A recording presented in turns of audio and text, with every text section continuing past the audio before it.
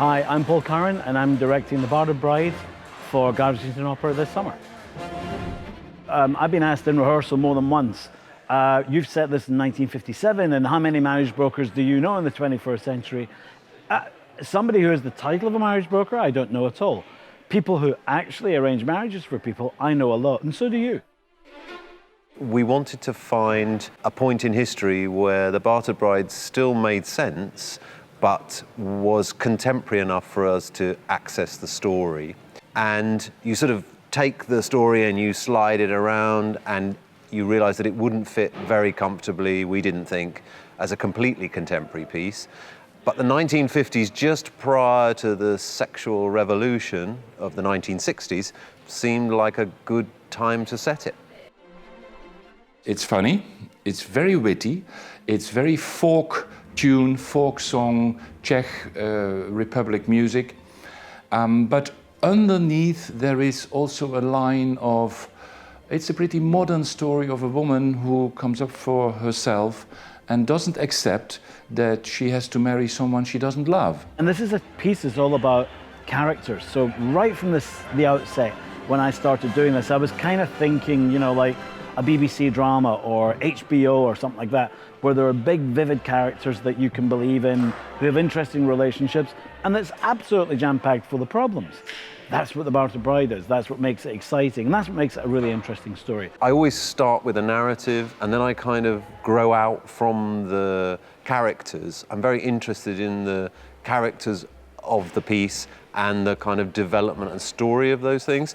This is a piece that is absolutely jam-packed full of dancers. Part of the process was, how do I make this work? So what we've done in this production is, I thought, if it's set in a village, maybe they're rehearsing for it. So they're rehearsing these dances, and the dances happen to be a polka, a furiant, which in this production becomes a bit of a twist. So it's about a village getting together and trying to put on a show and trying to put on their stuff.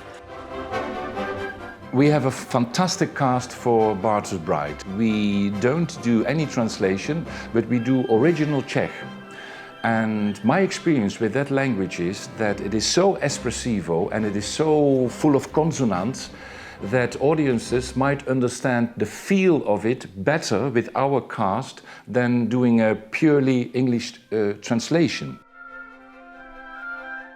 These circus performers, by the way, we got them together for this production. We asked them if they would do us a favor, if they could teach like one of the tenor how to juggle. Ends up, our tenor here, Stuart, can juggle. Stuart Jackson can juggle fantastically. Turns out we taught a few of the chorus to juggle. They're also fantastic. Maybe the cherry on the cake is we got our Esmeralda, the lovely Lara, to actually walk on a huge sphere, huge ball, in high heels. I can't think of another piece I've worked on with the arrival of a circus troupe.